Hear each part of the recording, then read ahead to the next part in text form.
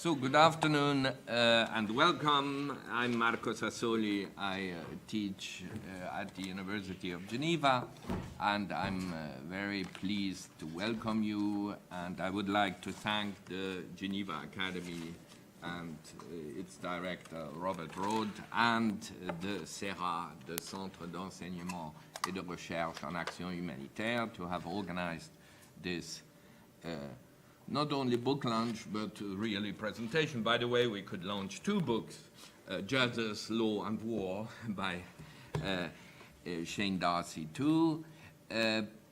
Perhaps I first introduce, if you agree, all the panelists, and we decided to proceed in reverse seniority.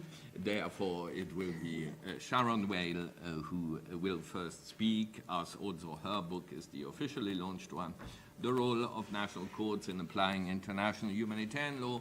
I'm obviously embarrassed to say how good this book is because I was the director of the thesis, so I will speak better of his book because I am still in Geneva tradition, a rather Calvinist person who thinks that things must impress from themselves and you shouldn't be too laudable of things, in particular if you were involved yourself.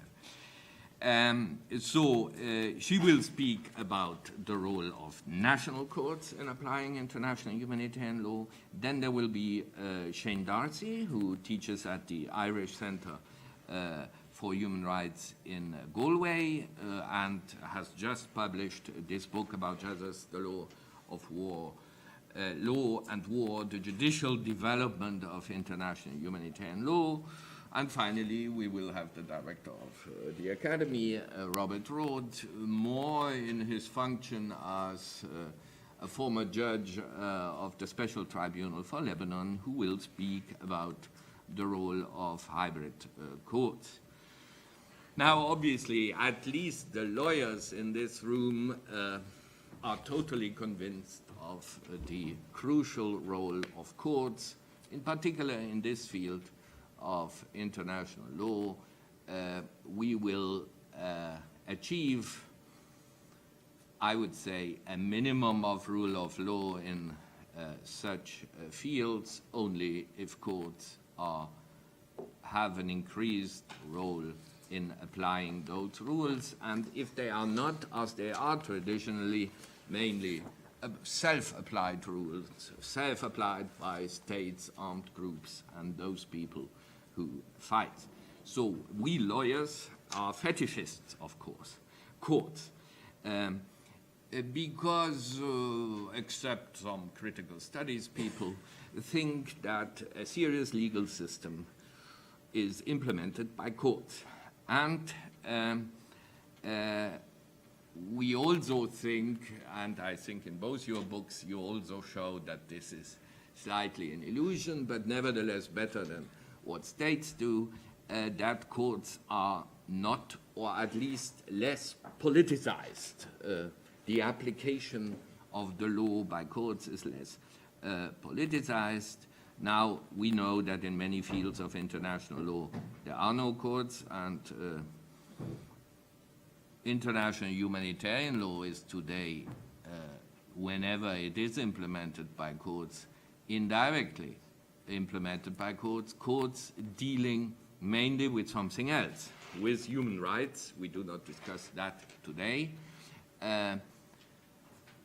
Implemented through individual criminal responsibility by international and domestic criminal courts, and finally by domestic courts which apply domestic law and international humanitarian law in one way or another, can be part of domestic law or allowed to interpret domestic law. Court decisions are very important to understand and even in reality to develop the law, and we don't have specific humanitarian law courts. Probably one of the greatest illusions of the theory of sources is that jurisprudence is only a subsidiary source, while even in a branch as humanitarian law, every one of us refers very much to judgments, and we need them.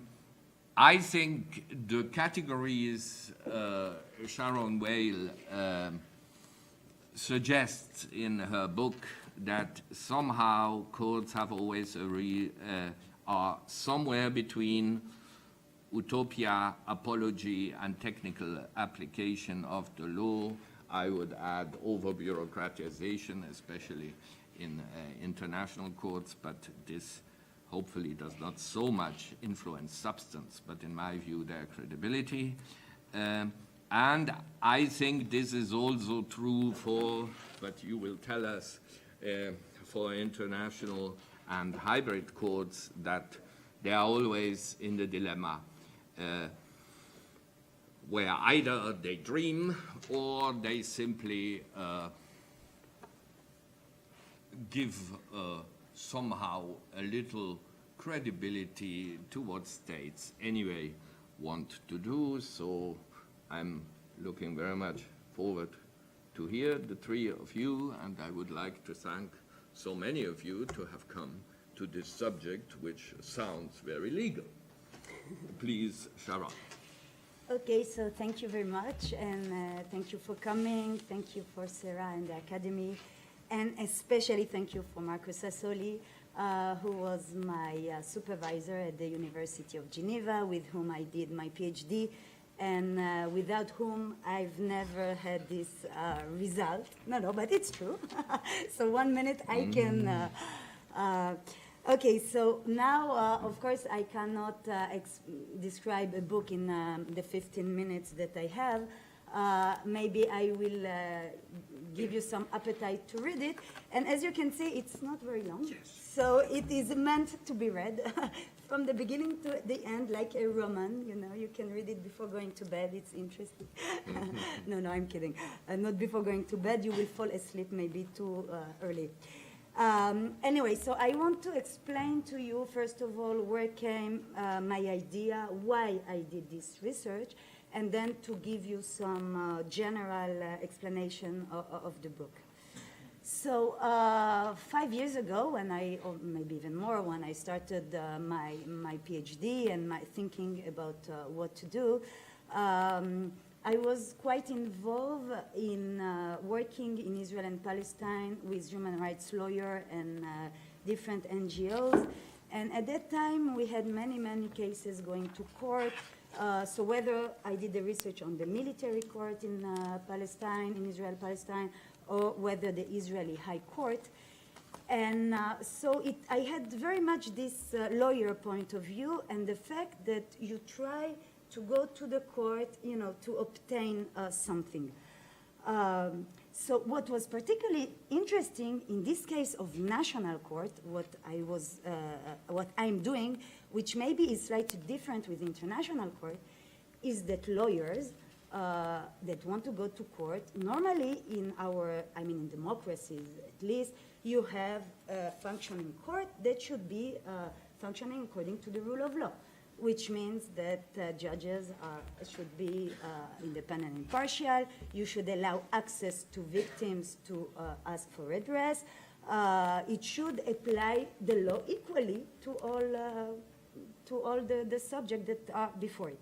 So this is what we learn, you know, first year of law study, and there is the rule of law. Now, at national level, this is more or less functioning in the different fields of law. If we think about family law, penal law, tax law, whatever. You have a court, and, you know, more or less, courts obeyed by the rule of law. Lawyers can bring cases, and you have decision. So on the one hand, you had this at national level, but on the other hand, in these cases, they are asked to apply international law, international humanitarian law, which is inherently political because it is done by state, and usually it is enforced by state. So you have this very contradiction, really by definition, between the court, which is supposed to apply the law in an impartial, independent manner and everything, and the law in itself, which is full of political consideration, and especially in armed conflict. I think we can hardly imagine a situation more political and more sensitive than a situation of armed conflict or emergency situation. So this was interesting for me to look at and to understand when lawyers go to court, what do I do expect and what happened through the decision.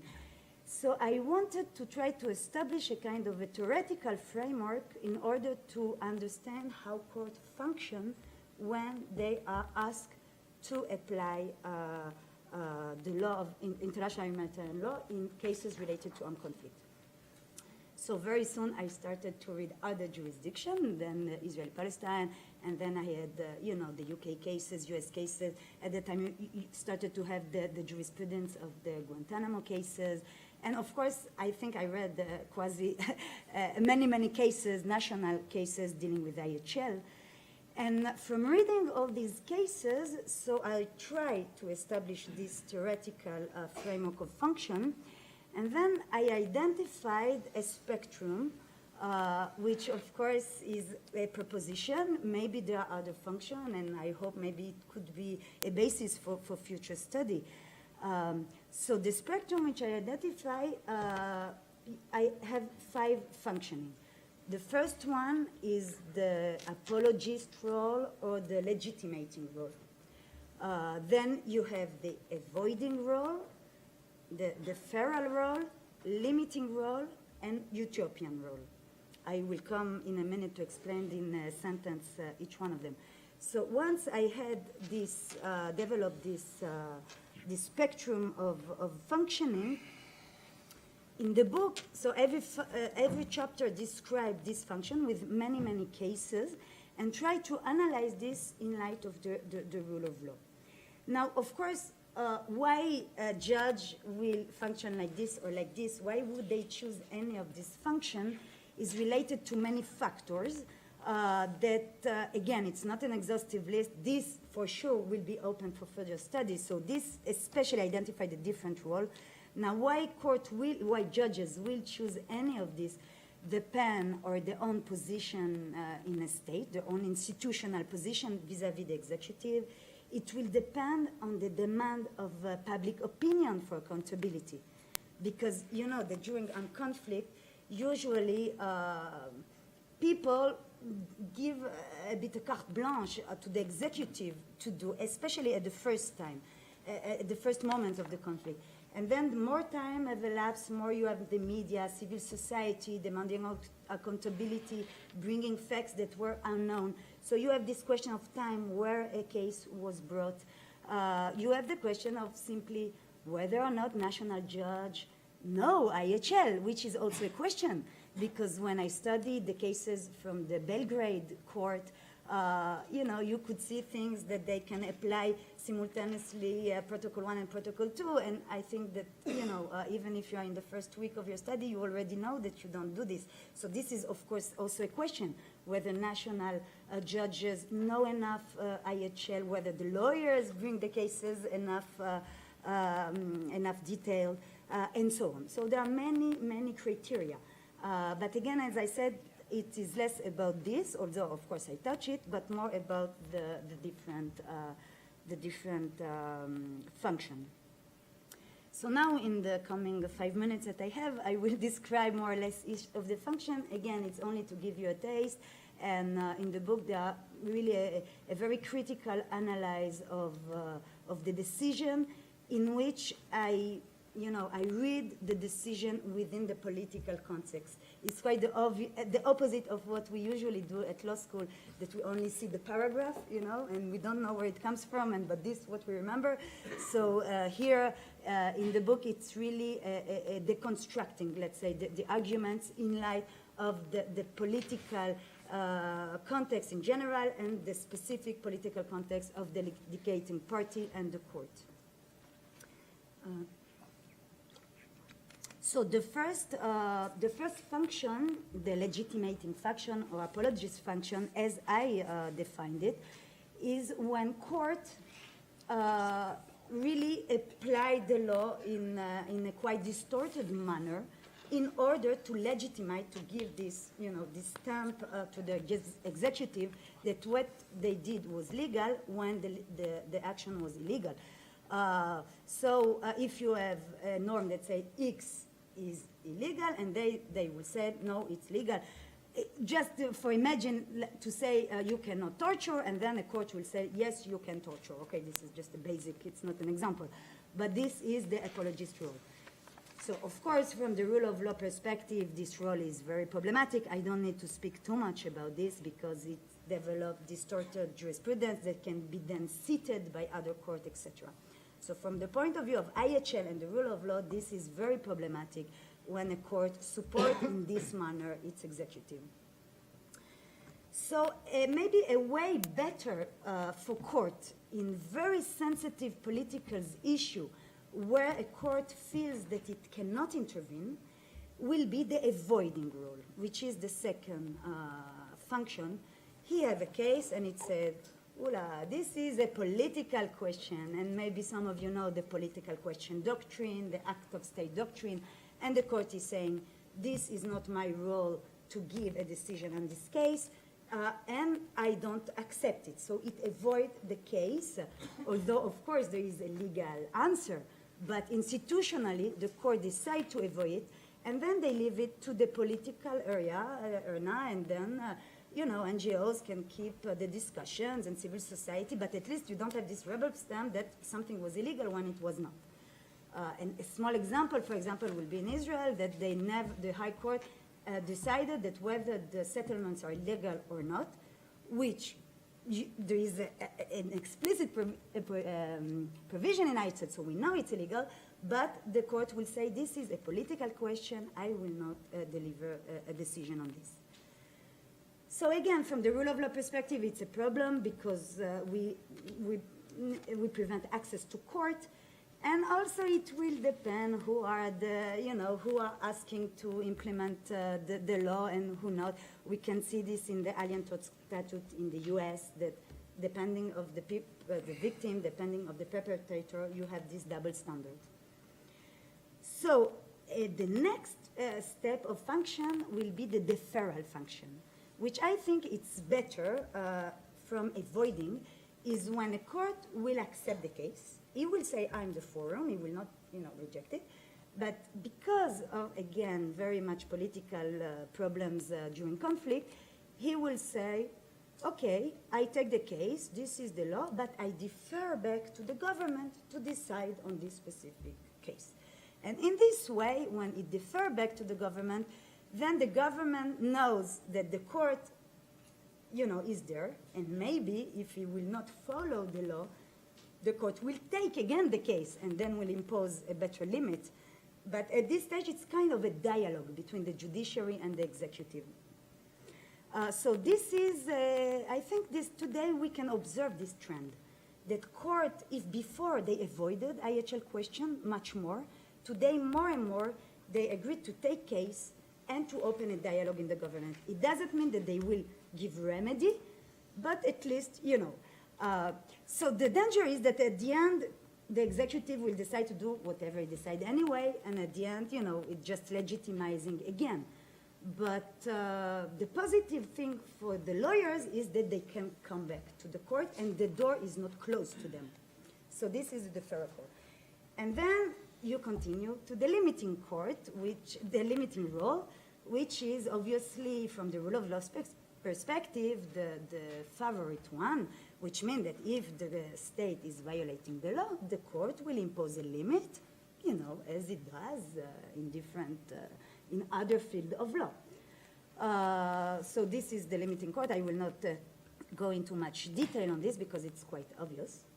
And then I have identified another function, which is very rare, but it exists, and it is the utopian role, in which court goes even one step further and will render a case which is beyond what the requirement of the law in order to protect the individual. So this is the utopian. Here they will introduce moral judgment and ethical judgment.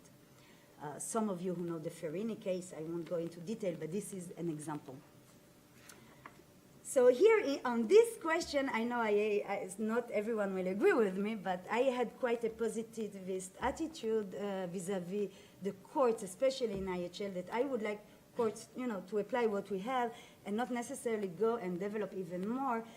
Because if we read closely the cases in which they gave this utopian decision, in a way, it was also depending on the victim, depending on the responsible. So again, we just give too much open door for the double standards. This is why the utopian role is not my favorite, but this is, I know that some people don't agree with me on this point. Voilà, so this is the different function, and if you have a question, we could open it later. Thank you. Thank you very much.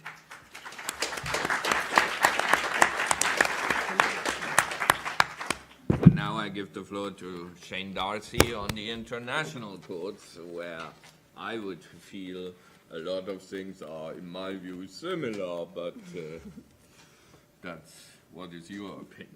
Okay, well, first of all, I'd just like to say thank you to Sharon and also to CERAH and the Academy for inviting me to participate in this symposium.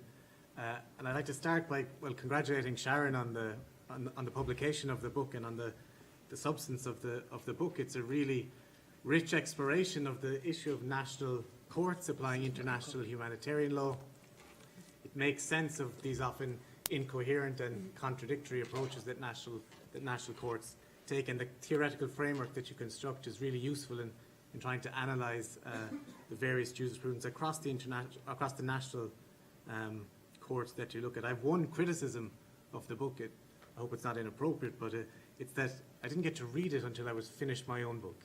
As in, both books have come out within a few months of one another, and I would have benefited hugely from reading this book while I was working on my own similar but very, very different in some ways text. My own work recently has looked at the judicial development of international humanitarian law, so the last issue that you touched on there, and has focused primarily on international courts because, of course, in the international legal system, international courts tend to carry a greater weight, or the decision of judicial bodies of an international nature, such as the International Court of Justice or the ad hoc tribunals, have tended to be more influential and carried greater weight in the international legal system. So what I do in the book is try to explore various ways in which such judicial bodies have contributed to the development of international humanitarian law.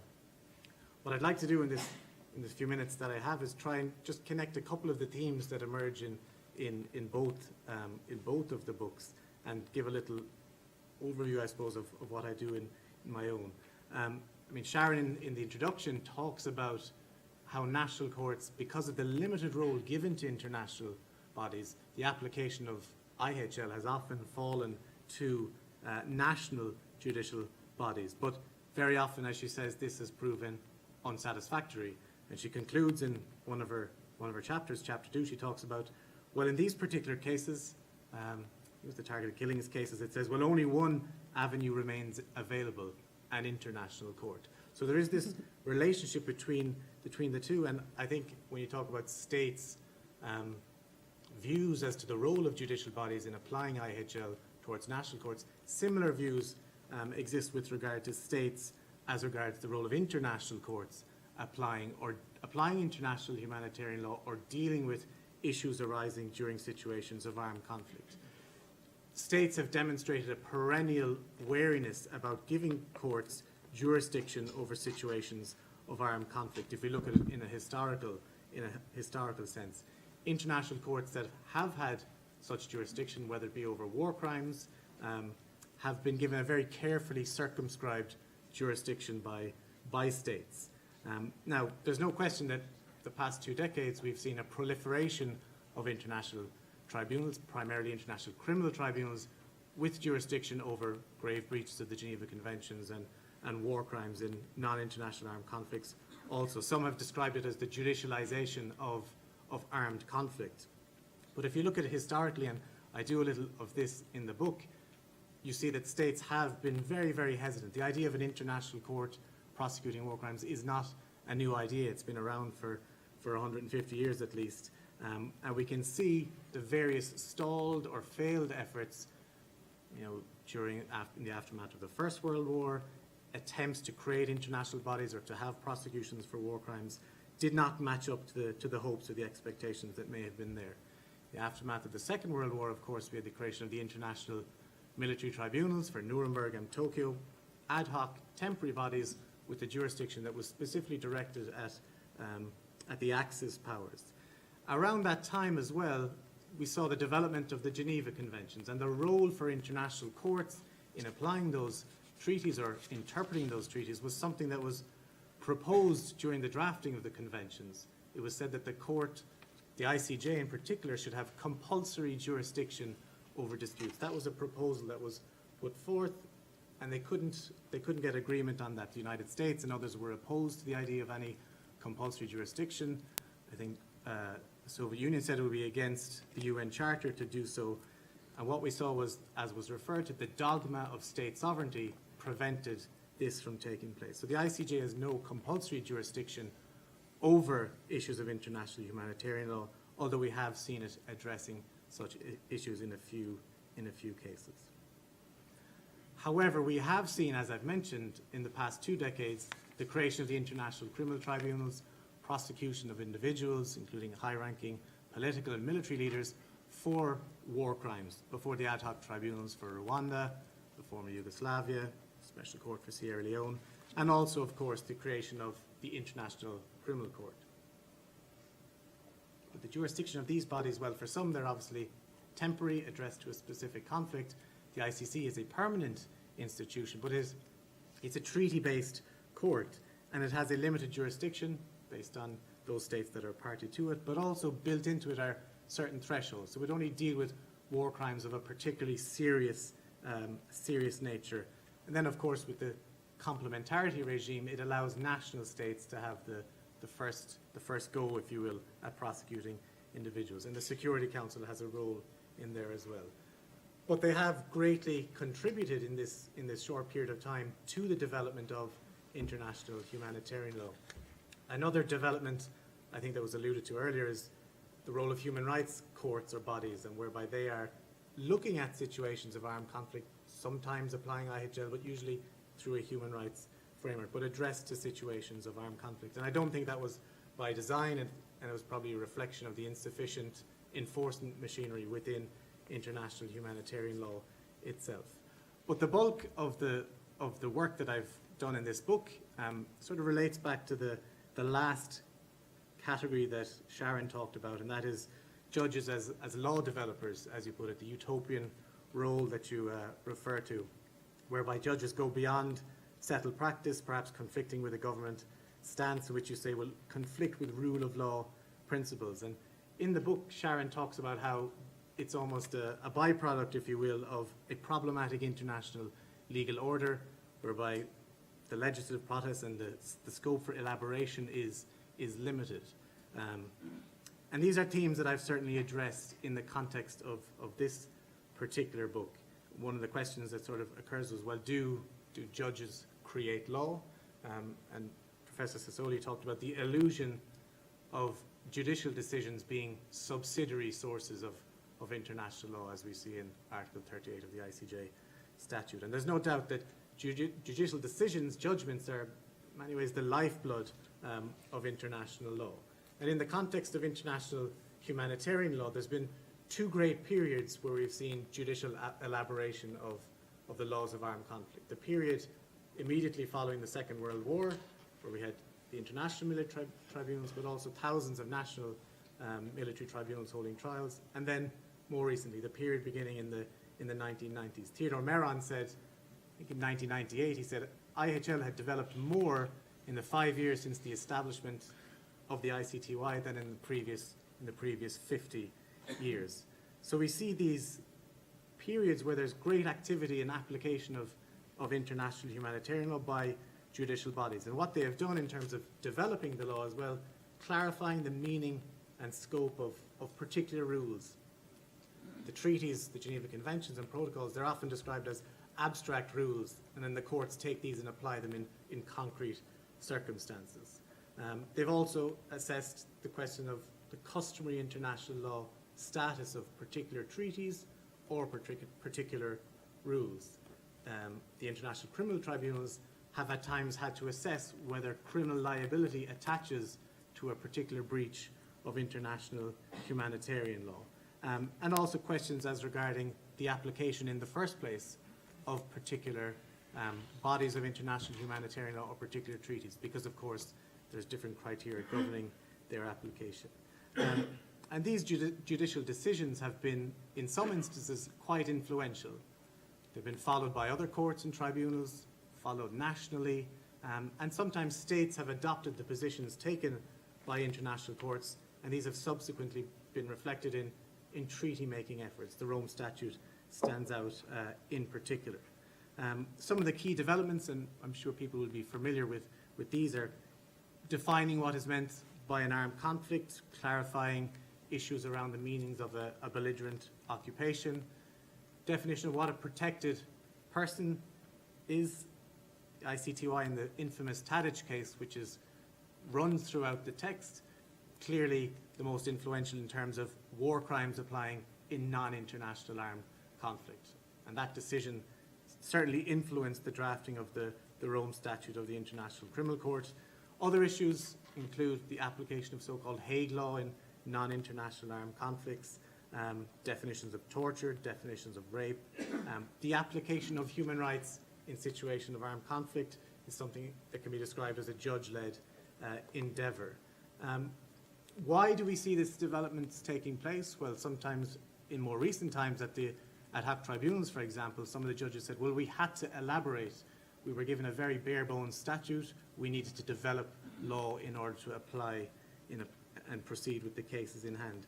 Sometimes, clearly, judges have expressed a desire, perhaps not at the time, maybe subsequently, to progressively develop international humanitarian law. And several judges from the ad hoc tribunals, Cassese, Judge MacDonald in particular, have talked about the need to develop international law, the fact that the law of war has not kept pace with developments in conflict itself has demonstrated a need to move the law on. And how have they done this? Well, through interpretation, through application of particular facts, and customary international law has played an important role. So interpreting what customary international law is, often perhaps not with sufficient evidence to be the case, but nonetheless proving influential in later applications. There can be problems, of course, and Sharon has alluded to some of these in her work about the risk of double standards. States might see this as encroachment upon their role as the creators of international law. As well, we may have, given the proliferation of international courts, judges are going beyond the letter of the law. Perhaps we may have conflicting decisions or fragmentation, as it's been described. And there are certainly instances where international courts have taken a different view, perhaps, of certain rules of international humanitarian law. We see this in international criminal law as well, with the aiding and abetting issue before the ICTY and the Special Court for Sierra Leone. In terms of judicial development of IHL, it has been selective as well in terms of its approach, because the courts can only deal with the cases that are before them, so there's been a lot of focus on protected persons and issues like that, and less so on methods and means of warfare, conduct of hostilities. Some would say, well, that's certainly something that more powerful military states are happy to see that take place. There are, of course, instances where courts have tried to progressively develop the law, tried to push a particular angle that has not proven successful, that states have not agreed with the law as has been stated by the court.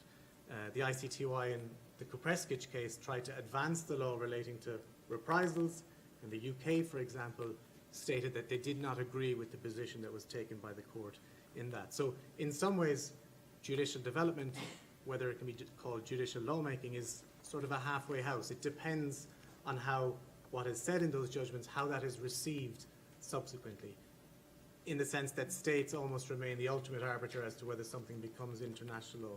But of course, application of treaties and in their interpretation can just sort of become part of the accepted interpretation, so it can be more difficult for states to challenge that. There are, of course, instances where the international courts may have simply had a wrong interpretation of international humanitarian law. We can certainly see some examples of that.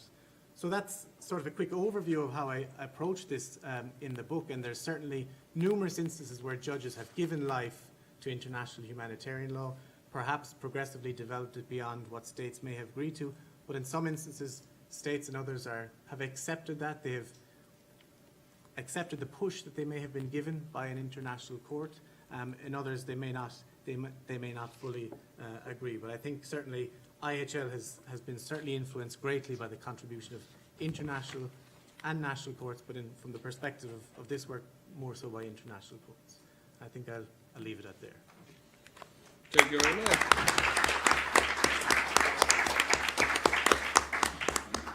So now I give the floor to Robert Rode. Thank you. So I will not speak about the book I have not written yet. No, I've not written a book of my experience on the SEL. I'm writing this book, but I need some time and distance in order to be able to present it here and to write it first. But more seriously, everybody is aware actually of the topical role played by the special tribunals in the development of international humanitarian law. Dr. Darcy has already addressed parts of these contributions. In these brief remarks, they will be brief because Marcus and myself have a very important meeting at the law faculty in a couple of minutes, so we will not stay longer than 1:45.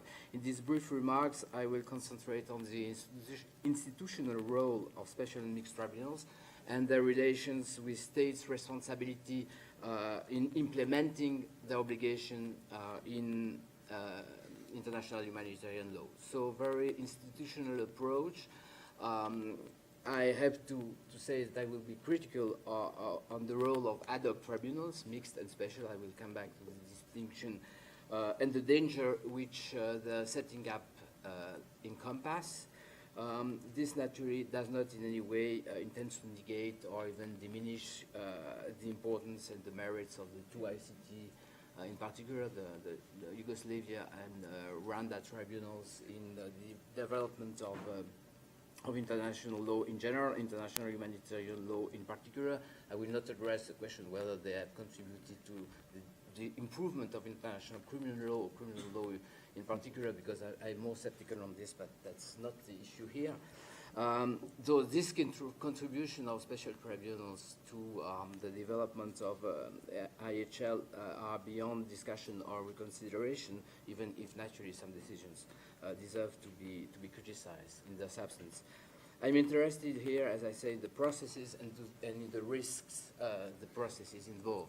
I must just add that I've been, as Marcus Sassoli has mentioned, for 2 years a judge with one of the mixed tribunals, the Special Tribunal for Lebanon, and before 20 years a domestic judge with the Geneva Court de Cassation, which doesn't deal very much with international humanitarian law, but which deals a lot with human rights law, naturally, as every jurisdiction in Europe now. First, a word, perhaps for those who don't have completely the concepts in mind about special and mixed tribunals, because it's in the title. To this date, 6 mixed tribunals have been established. I just mentioned the places: Kosovo, Bosnia-Herzegovina, Cambodia, actually, Sierra Leone, which was mentioned, Timor-Leste, and finally Lebanon. A 7th tribunal is in discussion, again on Kosovo, but it's not on war crimes this time. And actually, in the background, you have the whole discussion about the CERAH tribunal, which is probably the most important topic these days on mixed tribunals. Some of these mixed tribunals have to deal with undisputed international crimes, genocide for Cambodia, naturally, war crimes for Kosovo and Bosnia-Herzegovina. The exception being precisely the STL, Special Tribunal for Lebanon, whose jurisdiction is limited to terrorism in a context which in no way could be considered part of international humanitarian law, because it's only a terrorist, an ordinary terrorist act. The others have, as you know, have jurisdiction on war crimes, as is the case for special tribunals, for ex-Yugoslavia and Rwanda. Why are we making a difference between mixed and special tribunals? not because mixed tribunals would be general, like in contrast with the special tribunals, but mixed tribunals which are as much ad hoc as the so-called ad hoc tribunals of the first generation. The mixed tribunals are mixed because of the composition of the tribunal and the applicable law. And both in composition and in the applicable law, and actually in different settings depending on the tribunal, you have part of international law and part of domestic law of the country concerned, or the countries, but for the moment it's only country by country. Here we see a first paradox when we consider humanitarian law. Humanitarian law is international law par excellence. And it's a paradox to see with mixed tribunals national law reintroduced in the jurisdiction, adjudication of international humanitarian law cases. National law can be reintroduced in the procedure, and that doesn't directly affect the application of international humanitarian law, but national law can also be introduced in the substance. And here you have a de-internationalization of the applicable law. And it's one of the challenges of a mixed tribunal. It's, on one hand, a technical problem. It's also a political problem, which I will address in a few minutes. There is a lot of ambiguity around mixed and special tribunals. And since Sharon Weill has addressed the question of domestic jurisdiction, I will just reflect 1 minute on the relation between the role of national jurisdiction in implementing AHL and the role of mixed tribunals. And I will start from a key publication to which I went back and which surprised me a little bit. It's not a doctrinal work with fantasy, as we all know, but it's a key publication. It's the commentary to the study of customary international humanitarian law, edited by the Red Cross, and the commentary edited by Louise Oswaldbeck, who's the former director of the Academy, and Jean-Marie Reckners. And in the commentary on Rule 158, I have read these words, and I quote them. State, I quote, may discharge the obligation to investigate war crimes and prosecute the suspects, which is an obligation under customary international humanitarian law, by setting up international or mixed tribunal to that effect. And frankly, I find it quite surprising. It's a pity that Louise is not in the room, because I would like to have her opinion on this. For me, it's a little bit strange approach since international tribunals are not really set up by states, but they are mainly set up by international body, especially the Security Council, or if it's not directly by the Security Council, it's by an agreement between the Security Council and states, where the Security Council plays the main role. So it's a little bit strange to consider that in order to discharge the obligation, states would set up international tribunals, which in reality they don't set up. They can contribute, or one of the states contributes to setting up, but it's not setting up by states. And these confusions, in my view, reveal the ambiguity around the very status of special and especially mixed tribunal. They are presented in this important publication as a kind of proxy of the state, which can then be relieved of the obligation under customary international humanitarian law by participating through the Security Council or through the General Assembly, etc., participating in the setting up of tribunals. But I wonder if it's not a lure, and perhaps it's a lure, and also it's also a danger. Mixed tribunals are the result of political decisions. The ad hoc encompasses two dangers, in my view. First, the danger of selectivity, which has been mentioned already, but I take it in a broader meaning than selectivity you addressed before. Selectivity has been identified from the outset by the commentators to the ICTY status and existence.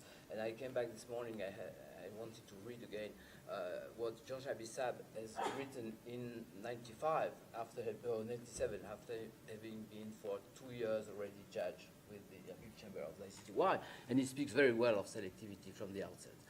But that's not the point here, on the most important point, because it concerns less international humanitarian law. But what concerns international law in general, international humanitarian law in particular, is the danger of relativism, not in the common meaning of the word, but in the sense that guided by the conditions under which the tribunal have been created, judges who are not sufficiently independent in their mind, and sometimes in their training, which is important, may envisage variations in the applications of the general principles of law and in international humanitarian law in particular.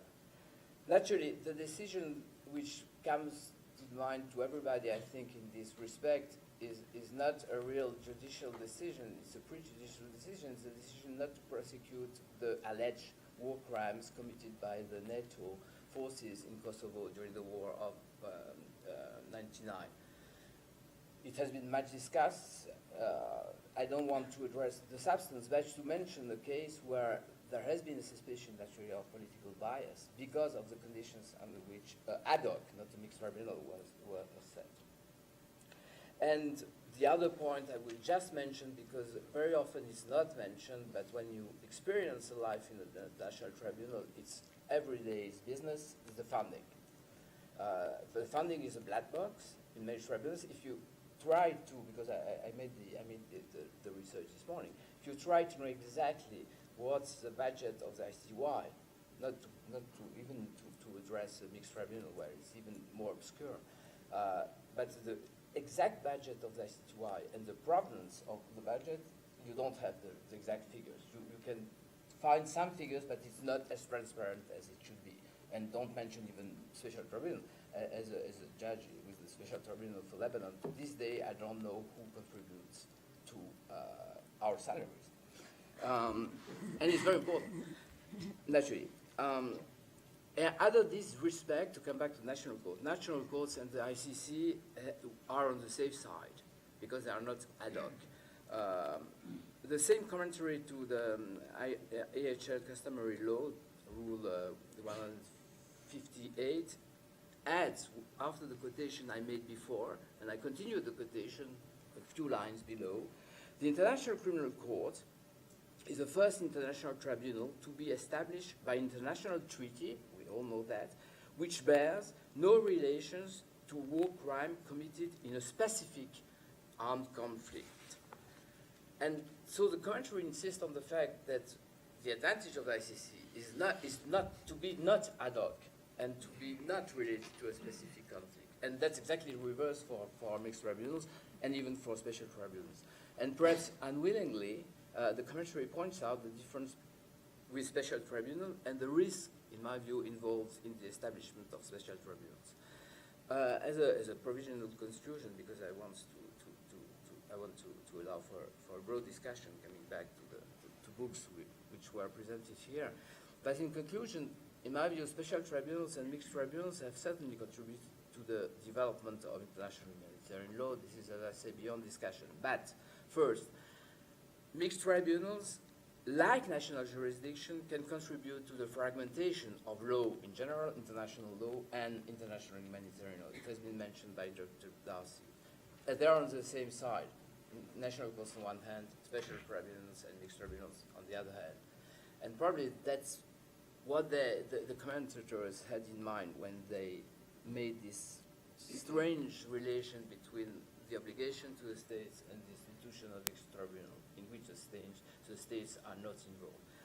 But on the other hand, special tribunals and mixed tribunals, because they are, unlike both national jurisdiction and the ICC, ad hoc and not permanent, are at risk of being instrumentalized, and the responsibilities which rest on the judge's shoulders are particularly weighty.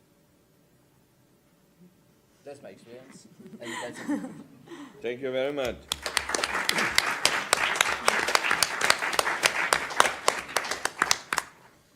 Does anyone from the panel want to react to another panelist? I have maybe one word. First of all, thank you, Judge Roth, and thank you, Dr. Darcy. It was very interesting. I just want to put one small remark before you open the floor. When I was speaking about the utopian role of national court, I do think that there is an important role for international judges to develop the law, and maybe this is not the same for national judges. So just to make this, voila. By the way, just one remark on the development of the law by judges.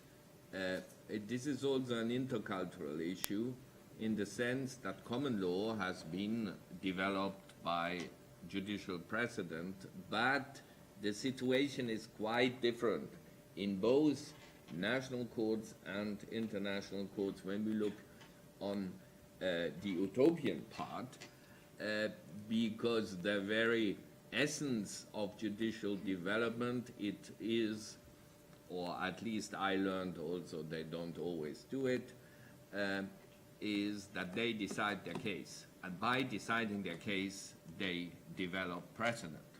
And while especially international tribunals, as I always tell my students, they are afraid that they will disappear. And therefore they try to say everything they always wanted to say, especially the professors in the courts, at the occasion of a case. And this, in traditional common law doctrine, does not create precedent, because what only creates precedent is the ratio decidendi of the case, and not what they explain like a professor in his or her book. But this is often misunderstood in the interesting dialogue between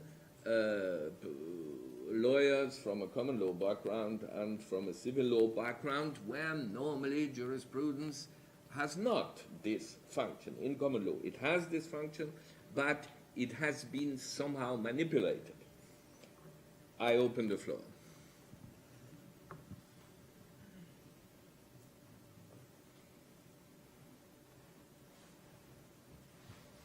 Yes, please, ma'am. Alessandra from the Institute, PhD in International Law, PhD candidate. Question for Dr. Weill. Exactly, Weill. And actually, you mentioned utopian function, and you said that you went through a lot of cases and you came up with these 5 functions, in particular the utopian one. So do you have any example of a case in which this function was so stunning, so evident for you? Thank you for your question. So you want an example of the utopian function? Yeah. Specific. Okay. The particular case that I'm dealing with was the Italian Ferrini case. Now, I don't know the people who know about the case. It was a victim of the Second World War, and he went to his city, town court and asked a remedy for war crimes, which is absolutely okay, but the thing was that he asked it in Italy directly from the state of Germany. And normally, in international law, you have this basic principle, which is named state immunity, so you cannot ask a remedy for a third state court. So what was very interesting in this case, that it went up until the highest court in Italy, and Italy it accepted this, it ignored the immunity of Germany, and it says that because of this crime, because of the development of international criminal law, in order to make sense of this body of law that has been created, it would simply not make sense to have immunity, and for this kind of crime, people should have redress. So, of course, when you read this case, it's a wonderful case. I mean, why not? A victim of war crime, they should have a remedy.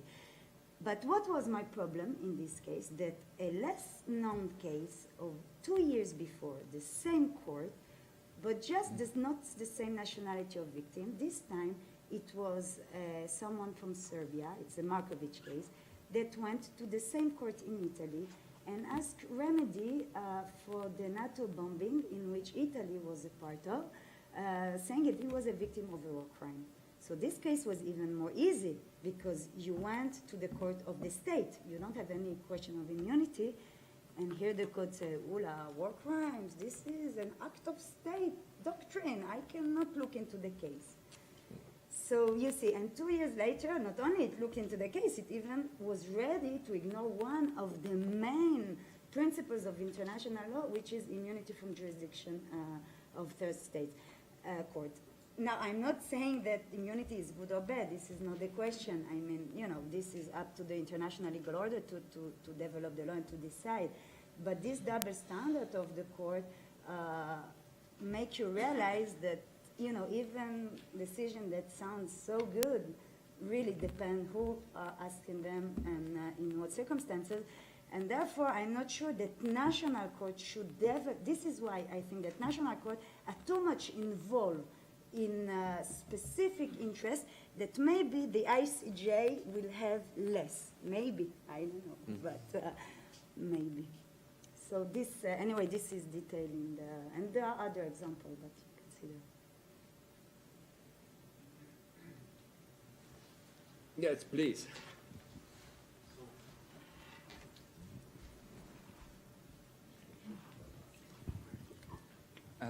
So first, I would like to thank the panelists for the valuable presentations. My name is Omar. I'm from Egypt. I just wonder if where would you put the shielding role of the courts, the national courts, in the spectrum of the courts functioning that you have mentioned in your book? I mean, at some court and some national legislations, you find the courts are trying to function just to shield the alleged war criminal from the further prosecutions by the international courts, so they can benefit from the principle of double jeopardy. So in this case, would you put it in the legitimatizing role? Mm-hmm. Because I don't see as it's applying a distorting legal rule, but it's using the discretionary power to issue some mitigated sentences or lenient disciplinary measures. And I can only remember here the case of Ariel Sharon after the Sabra and Shatila massacre in 1982. Where would you basically put this shielding role in the spectrum? And again, do you think, Dr. Shan, that we could give any role to the international judge in supervising or scrutinizing the national court's jurisdiction vis-a-vis these kind of cases? Thank you so much. Okay, The second point just has been dealt with in the ICC statute. Yes, if it is just shielding, the court can proceed. But the court has no jurisdiction on your case. But it's not necessarily a show trial case. It's not show trial cases. Sometimes it's an efficient case, but has some political dimension in it that work within the discretionary power and the margin of appreciation of the court that could issue a sentence that is legally correct, but it kind of have political dimension in there. So it's not a show trial. Okay. Yeah, I absolutely agree with your analysis that things are not also black and white, and everything have to be analyzed within the political context. Now, the question of criminal cases, it depends, because it's not always only the judges. It's first of all the decision of a prosecution, the question of investigation. So whether or not it's the judge itself, actually in criminal cases, the judges are the last ones, and I'm not sure that necessarily it's the judge, they will distort the thing, but maybe the entire procedure of whether or not it was the investigation, whether or not the case was even prosecuted. And in the book, I have the example of the Belgrade Court, and they were working, this was exactly the examples, because they were working on the small cases, and other cases were going to the ICTY, and these were criminal cases. And so I examined the decision whether or not Serbia was involved in the genocide, in Bosnia, and there was this Scorpion case. So it was very interesting to see the Scorpion case in Belgrade and how it was in the ICTY. And of course, court can have then the legitimating function. So the court, through the reading of the facts even, you know, to decide what a fact is relevant, whether yes or not. All this can bring to a legitimating function. It's not only whether or not you apply the law, but also how you read the facts, which are very important, and this is in the analysis. You want to add something? Yeah, I'm not sure I can add much more than the ICC's role in assessing complementarity and unwilling or unable.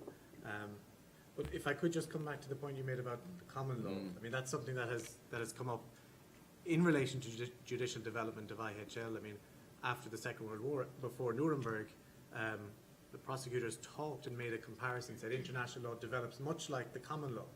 I mean, that was criticized because the idea was essentially to sort of justify the judicial development was taking place at the time, although essentially it was the Nuremberg Charter that was the innovation. The judges simply gave it their seal of approval. But you're right, we don't have that same doctrine of precedent. Plus, within the common law system, judges, they are bound by constitution, existing legislation. It's not an untrammeled power to create law. And the precedent, of course, is centuries old. I mean, it's been well established. So I think that sometimes if I hear an international judge making that comparison, you want to be cautious. But on precedent, of course, we don't have a formal binding doctrine of precedent in international law, but international courts in the area of international humanitarian have tended to follow, and there's a sort of informal consistency within and amongst the tribunals. We can clearly find examples where that has broken down in international criminal as well. IHL, we have the big issue of control over non-state actors, the difference between the ICJ and the ICTY and that, but they're almost, to me, the exceptions that sort of prove the unwritten rule of consistency. Please. Philip? Sorry. Oh, you will be the next. Sorry for that. I have a question about the various... Present yourself. Sorry, Philip Grant from Trial. About the various functions, Sharon, that you mentioned, and the capacity of international jurisprudence to maybe dwindle down or put away some of these functions. Dr. Darcy mentioned the ICC complementarity principle, could discuss about the role of the ICJ, but I'm really here talking about the role of international human rights bodies, universal or regional courts or UN system, for example, and the capacity that they have through their jurisprudence to scale down some of the more bizarre functions that you mentioned. It's not an emerging body of jurisprudence, it's a growing body of jurisprudence. There's quite a lot out there already. So how do you see that in the future? Is there a possibility for states just to be maybe shielded pushed in the right direction and to resort to better functions? Yeah, thank you for this question. Absolutely. So I think that actually we've already seen it was what is particularly interesting with regional court that of course they are bounding the state of the regions. For example, the European Court is dealing with European state, but it's really interesting that we can see the court in Canada sitting the European Court. We can see the court in Israel sitting the European Court. So although they are not like it's not binding as maybe a European decision will be binding in Europe, but we do see how they refer to these cases and how it become actually a jurisprudence, a very important jurisprudence. So absolutely, I think that the regional court, now we have the European Court, but maybe also the Inter-American Court in their region and even beyond.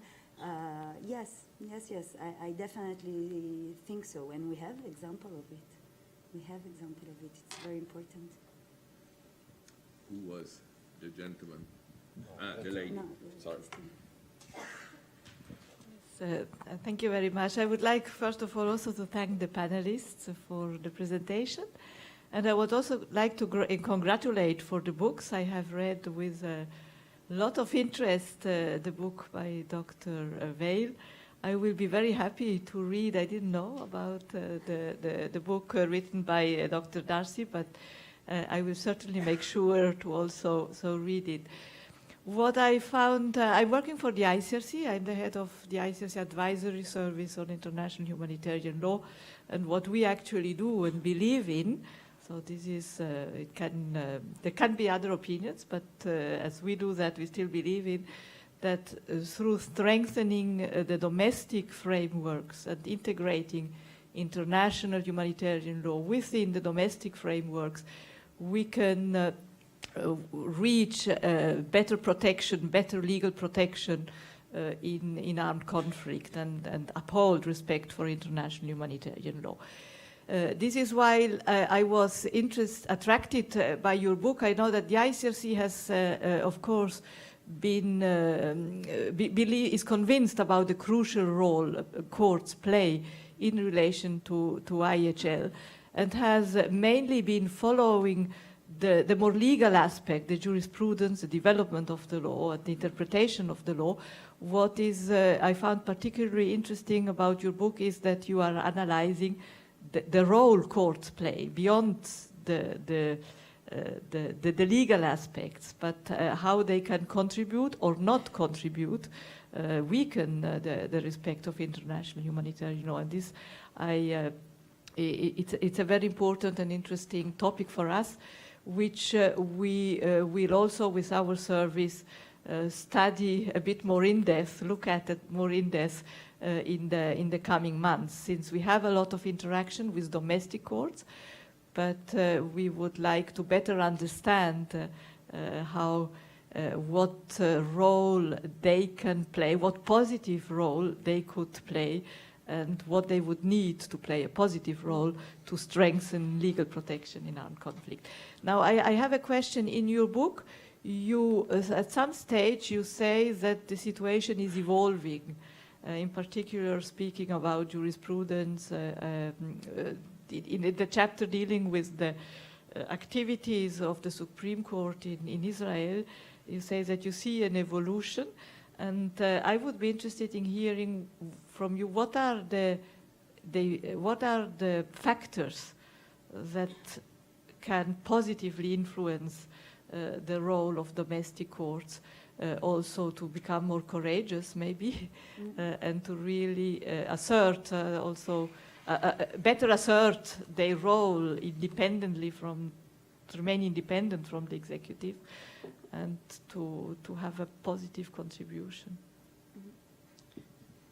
Okay, so first of all, thank you very much. I think in general we see the things are evolving. I mean, first of all, the academy, how many lawyers we produce every year. You know, when I started my law degree, we have one course in international law, which was always also, you know, mainly the law of sea and things that, you know, so. Not the case in Geneva. Yeah, but so I think that in the last 20 years, we see a big change in the education and in the professional lawyers. So this is one thing. We have more lawyers. Now we have more and more legislation because of the ICC influence. So you have laws, you have lawyers, you will have cases. And this is why you can see this evolution over the I don't know, maybe 20 years or so in national courts. And I think this will continue because you have more and more NGOs. People are becoming more and more aware and more demanding accountability. I mean, who was asking to go to court before, you know? And now everybody is speaking about the ICC. Whether or not it will happen, it's another question. But there is this awareness of things.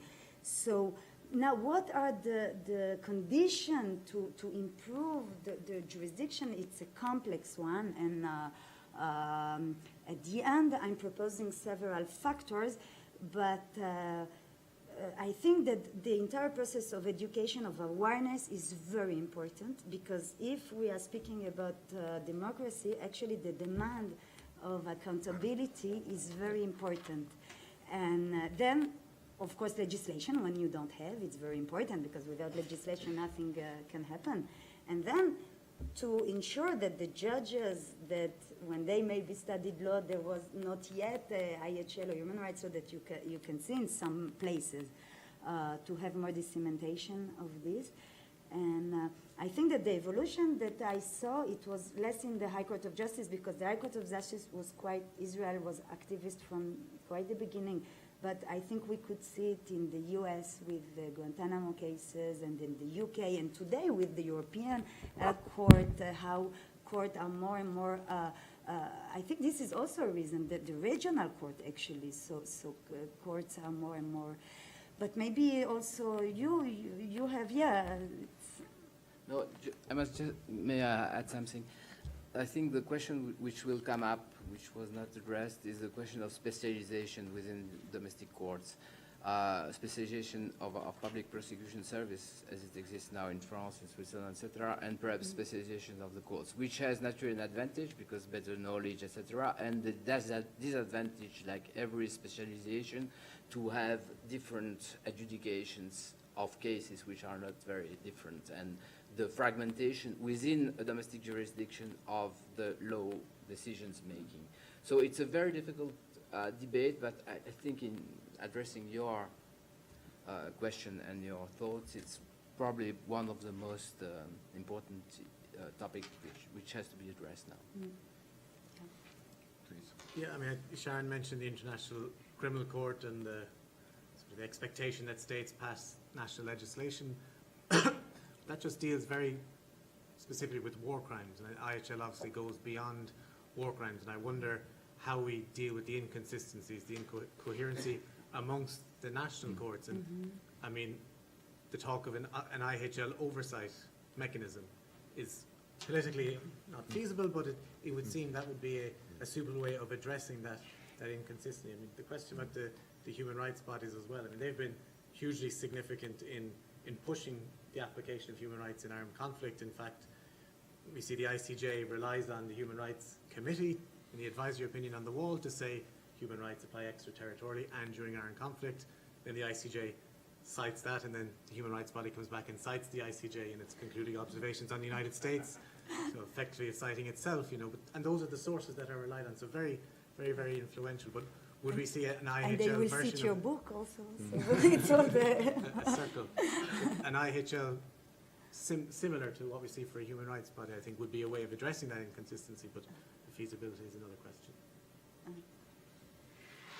Yes, please. Yeah, thank you. Development of international humanitarian law, yes, since the 19th, since the middle of, not necessarily since Nuremberg, but since 95, the end of Cold War, yeah.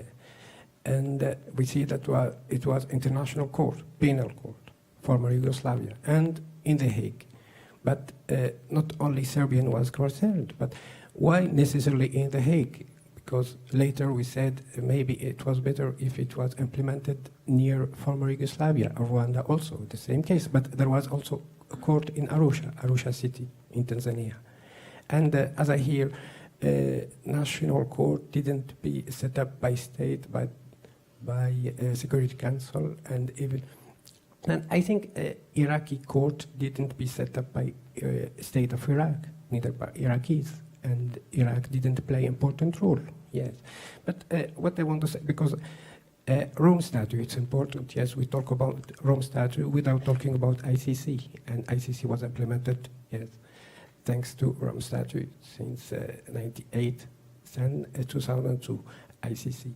But nowadays, 12 years later, can we say, my question, yes, there is competitiveness. Can we talk about competitiveness between a national court and international court in applying international humanitarian law and international human rights law? Thanks. I think that's yours. And then Okay, on the location of the tribunals, yeah, I mean, that's been a criticism that they're far removed from the site of atrocities, that difficult access for victims and witnesses. And I mean, the ICC toyed with sitting in, I think, Uganda for one of the cases, but it hasn't happened. They are far removed. The initial rationale was security and things like that, but it is a criticism of the courts. It's separate from the issue of judicial development. But on the question of competitiveness, I'm not sure whether between international courts and national courts. I mean, national courts, under complementarity, there is some courts have a desire to show that they are dealing with these adequately. Certainly political powers want to be able to show that in certain circumstances. There might be competitiveness between judges, and Professor Sassoli talked about academic judges. I mean, you do sometimes see the stamp of a judge making their statement and getting their sort of academic work into judgment. With the Special Court for Sierra Leone and the question of amnesties, it seemed to be sort of pushing to be the first court that made a statement, a criminal court at least, that amnesties were unlawful. But competitiveness between the courts, I'm not so sure. Yeah. You want to No, give a little experience? No, but just a cynical point, sorry for being cynical, but the judges who want more cases are at best the minority. No, but it's normal. You don't want more cases because you have so many cases to deal with. So the risk of having competitiveness is theoretically correct, but practically I'm not sure it will be the real issue. Especially that the decision of International Court are 300 pages, you know. Which shows that they have time. Yeah, international courts have time. I suppose at the ICTY at the start, they were looking for cases. They wanted cases sure. managed, but now the question has been over the past few years of getting rid of the cases to national bodies.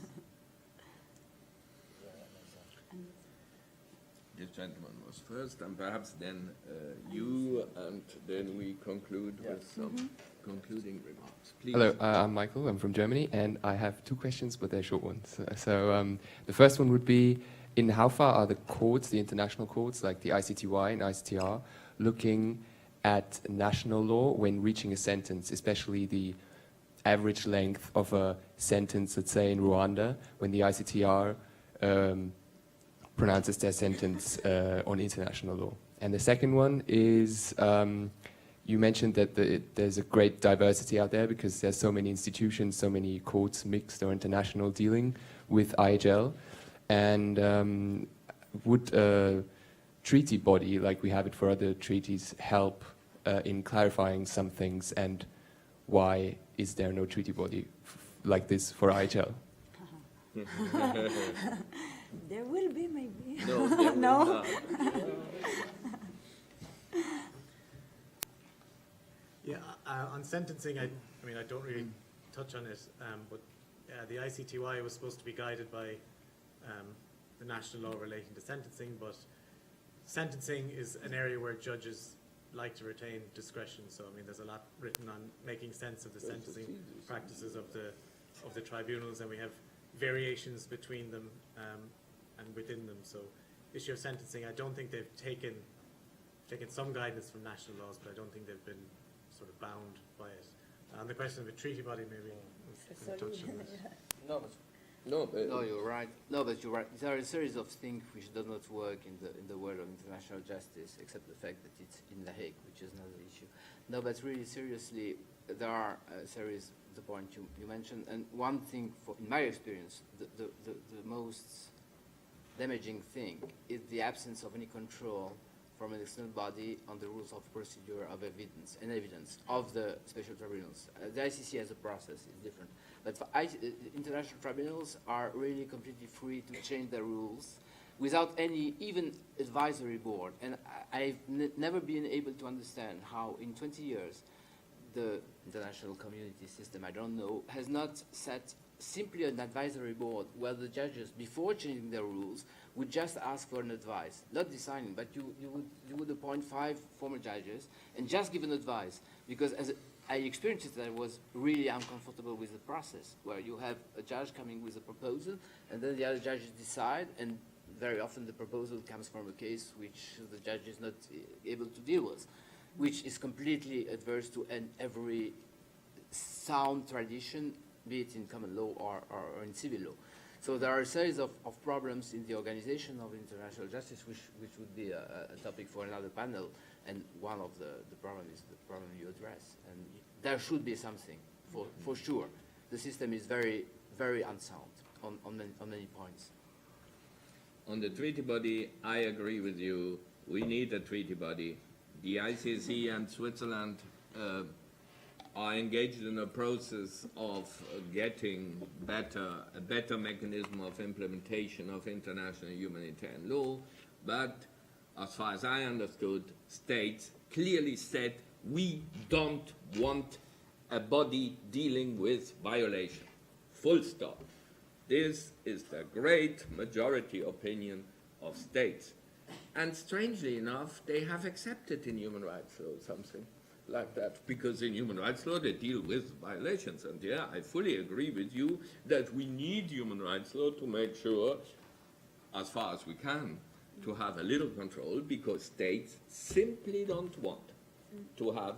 Now there will be a body, but the body will discuss on general problems and on national reports, on measures, and so on, but not with violations. And for the time being, it's states who make international law. Yeah, Yes. sorry. If I may just add on this, because of the distinction, why we have it in human rights law and we don't have it in IHL, because both of them are states. But I think this is exactly the demand of the civil society of the states, because the human rights movement in states was very important.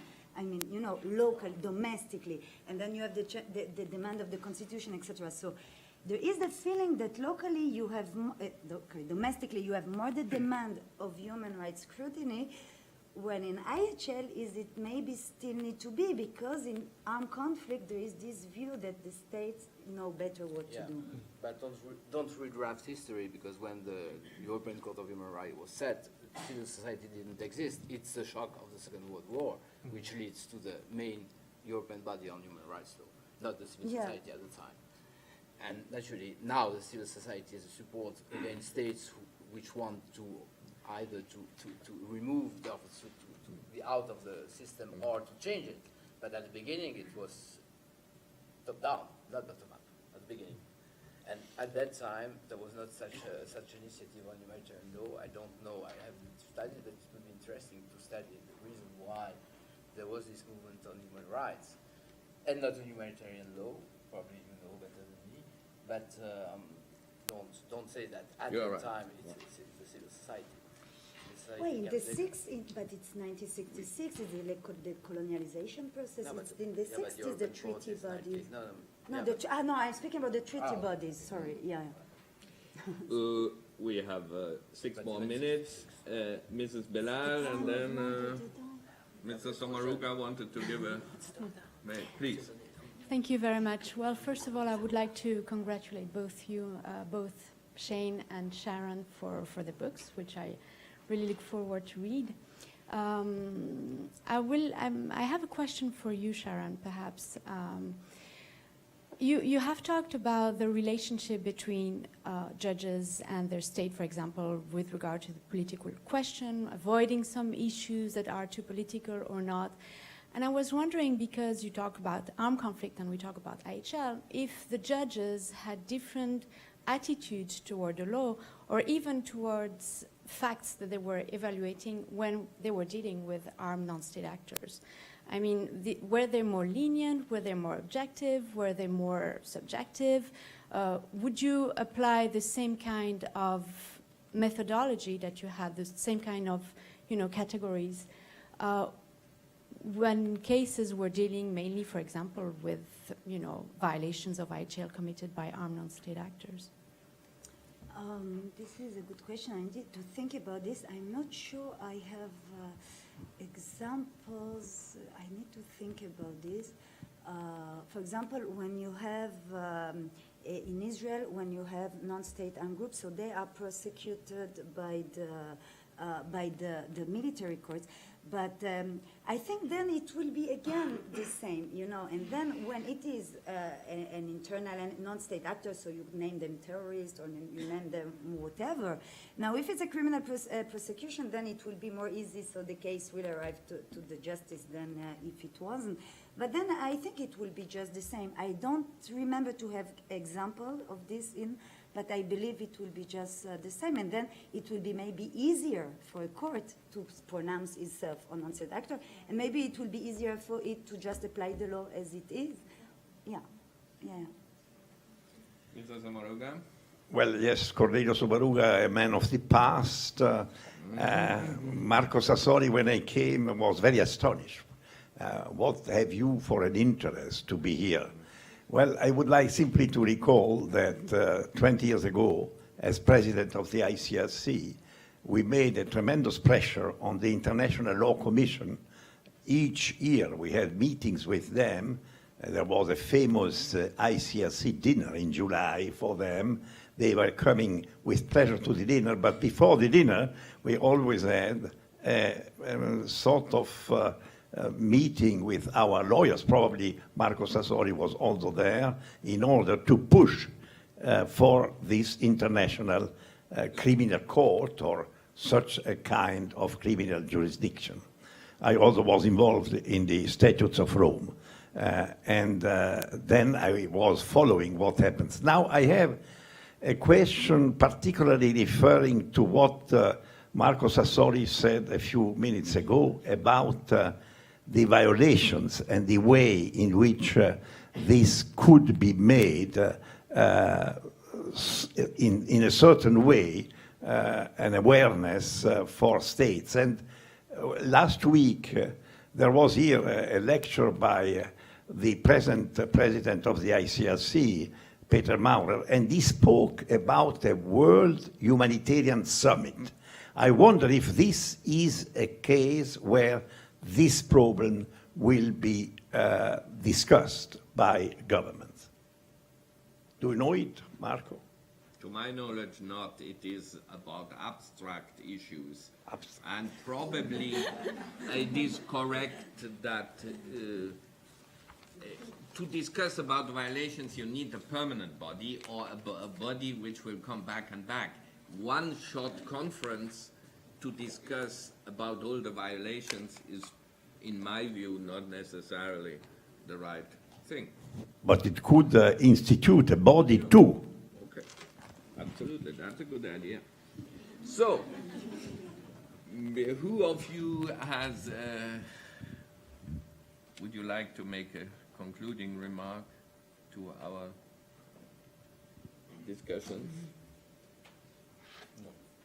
Thank you very much. So then I thank you, for those who have made questions and those who didn't ask questions. Otherwise my task would have been